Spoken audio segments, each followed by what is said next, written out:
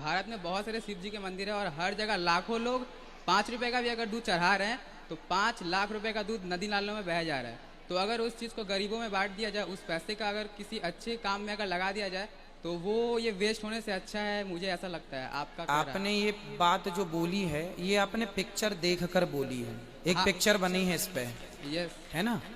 बोलिए ना, हाँ हाँ। आपने पिक्चर देखी फिर आपने ये बात बोली। पिक्चर में इतना कुछ नहीं बोला था, पर जब नहीं, आप- उनने बोला था कि पिक्चर गरीबों में बांट देना था, दूध से क्या होता है, गरीबों में बांट दो।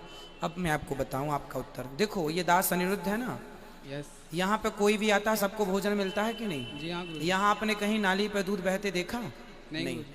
हम कर रहे हैं ना सेवा जो हमसे बनती है, यस। कर रहे हैं ना, हाँ, हजारों लोग भोजन कर रहे हैं, सवेरे संतों को खीर बटती है, दूध से ही बनती है, बट रही है ना। जिन्होंने पिक्चर बनाई है उनसे आप ये सवाल क्यों नहीं किए जैसा आपने सवाल हमसे किया? क्या उनसे सवाल नहीं करना चाहिए कि चलो हम शंकर जी पर दूध नहीं चढ़ाते, गरीबों में बांटते हैं, जो कि मैं बांटता भी हूँ। शराब पीने से कितनी बहन बेटियों का सुहाग उजड़ जाता है, कितने घर का चूल्हा बुझ जाता है। क्या शराब के खिलाफ शराब नहीं पीनी चाहिए? क्या इस बात पर आज तक कोई पिक्चर बनी? नहीं गुरुजी। नहीं बनी ना। मतलब वो शराब का तो समर्थन करते हैं, जीना अगर जरूरी है तो पीना बहुत जरूरी है, ये वो लोग कहते हैं। मुझे पीने का शौक नहीं, पीता हूँ गम भुलाने को, ये गाने हैं। तो शराब, अब मुझे ये बताओ, शंकर जी पर दूध चढ़ाने से ज्यादा नुकसान है भारत को या शराब पीने से ज्यादा नुकसान है भारत को? गुरुजी मेरे हिसाब से दोनों सही है, क्योंकि अगर आप दूध को भी वेस्ट कर रहे हो इधर शराब को भी पी बेटा रहे दूध ऐसा है कि दूध तो गाय रोज देती है, हो। जी गुरुजी। रोज दूध तो गाय, रोज भाई गाय जिसके घर में होगी वो दूध निकालेगा, जाके बेच देगा, उसको पैसे में, उससे तो रोजगार बन रहा है, उससे तो रोजगार बन रहा, उससे किसी के प्राण नहीं जाएंगे, संभावना नहीं है कि कोई मर जाएगा। लेकिन शराब पीने से संभावना है कि लोग मर जाते हैं। तो क्या शराब नहीं बंद होनी चाहिए? इसके खिलाफ क्या पिक्चर नहीं बनानी चाहिए? बनानी चाहिए, पर मुझे मौका नहीं मिला आज तक पूछने का, तो आपसे आज मिला, इसलिए मैं आपसे इस सवाल को पूछा। इसलिए शंकर जी को दूध चढ़ाना ये लोगों की अपनी श्रद्धा है और इसके पीछे एक बहुत बड़ा साइंस है। अब मुझे आप ये बताओ कि शंकर जी के ऊपर दूध कब चढ़ाया जाता है, किस महीने में? सावन में। हाँ बिल्कुल सही उत्तर दिया बच्चे ने। सावन में शंकर जी के ऊपर दूध क्यों चढ़ाया जाता है? कभी आप इस पर रिसर्च करेंगे तो साइंटिफिक रीजन निकल के आएगा, जो उन पिक्चर बनाने वालों को, उनके बाप दादों तक को कभी पता हो नहीं सकता। साइंटिफिक रीजन ये है कि सावन के महीने में जब पानी, पहला पानी गिरता है ना, तो आपकी दादी अम्मा माँ जरूर कहती है बेटा पहला पानी है उसमें मत नहाना, क्योंकि वो पानी जहरीला है, क्योंकि सारा पॉल्यूशन ऊपर है, वो पानी पहला लेके नीचे आता है तो सारा प्रदूषण उसमें घुल जाता है। तो पहले पानी से जो पहली घास पैदा होती है वह पहली घास भी जहरीली होती है, हाँ या ना? यस। तो पहली घास खा करके जो गाय दूध देती है उस दूध को बहाने का कहा गया है, उसे बच्चों को ना पिलाओ, उसे ना पियो, क्योंकि वो बैक्टीरिया दूध में आ सकते हैं, इसलिए उसे शंकर जी जहर पीने वाले हैं, शंकर जी जहर पिए हैं, तो ये जहर शंकर जी पर चढ़ाया जाए, इसलिए वो दूध बहाने का कहा जाता है कि पिया ना जाए। और पहले दूध ज्यादा होता था, है ना, सावन का पहली घास का दूध नहीं पीते थे क्योंकि वो ठीक नहीं होता था स्वास्थ्य के लिए, तो वो परंपरा बन गई। 12 महीने शंकर जी पर दूध नहीं चढ़ाता कोई, सावन विशेष होता है। उस सावन में क्यों होता है? पहली घास का पहला दूध, गैया खाएगी घास, पहला दूध होगा तो वो नुकसानदायक, इसलिए वो परंपरा बन गई। क्या पहला दूध चढ़ा दो शंकर जी को, जब घास हो जाए ठीक ठाक, जब पानी गिरने लगे कंटिन्यू, तो फिर उस घास से, उस पानी से जो घास होगी वो ठीक होगी। इसलिए शंकर जी पर दूध चढ़ाना, उस शंकर जी पर दूध चढ़ाने से किसी का नुकसान कुछ नहीं है, क्योंकि गाय हर रोज दूध देती है।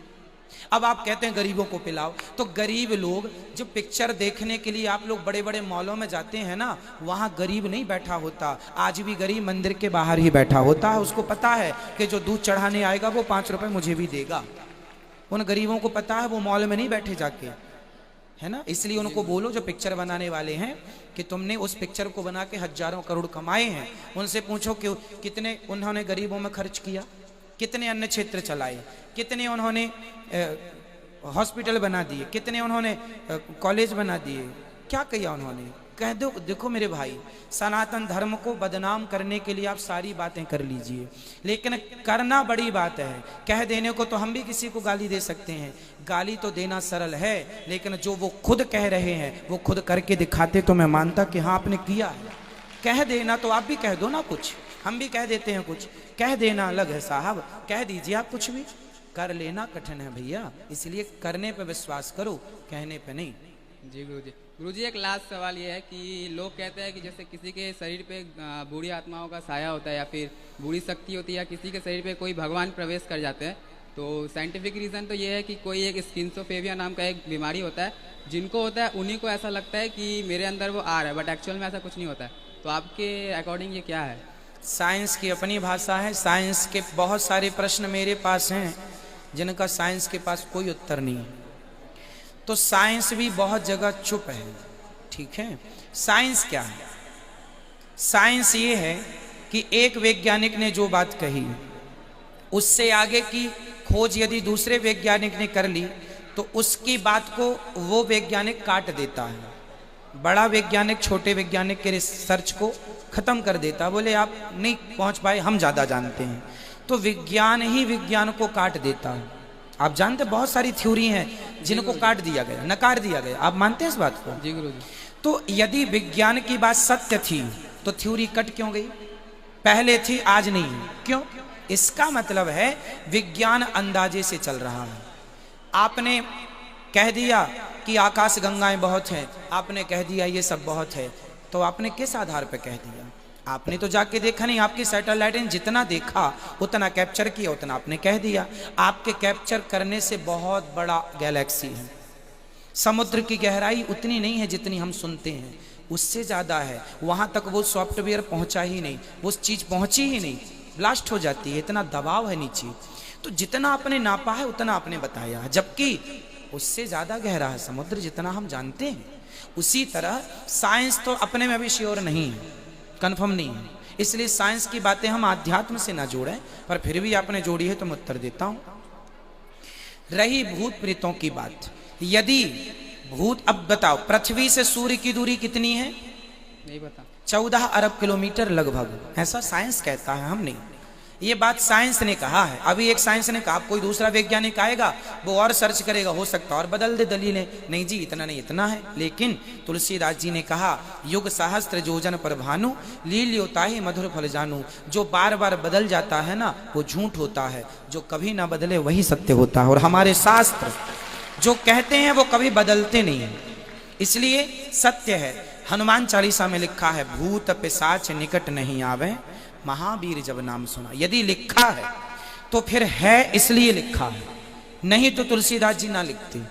अब आप कहेंगे मैं भूत प्रेत नहीं मानता, यदि भूत प्रेत आप नहीं मानेंगे तो हनुमान चालीसा की लिखी ये बात कि भूत पिशाच क्यों लिखा? फिर तुलसीदास जी जानते हैं ना पृथ्वी से सूर्य की दूरी, तो सबसे पहले वैज्ञानिक तो तुलसीदास जी हो गए जब इनके बाप दादे पैदा नहीं हुए थे। तो फिर जब वो बता रहे हैं तो भाई किसी आधार पर कह रहे होंगे, है ना?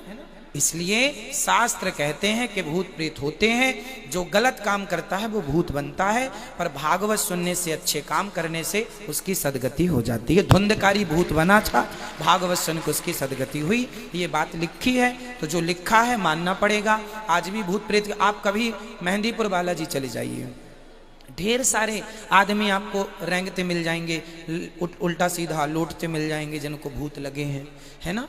तो आप जाएंगे तो आप चाहेंगे कि हमें भी लगे, तो उनसे मांग लीजिए, आपको भी लग जाएगा। धन्यवाद गुरुजी। तो ये सब चीजें हैं इसलिए लगते हैं। जल्दी बोल।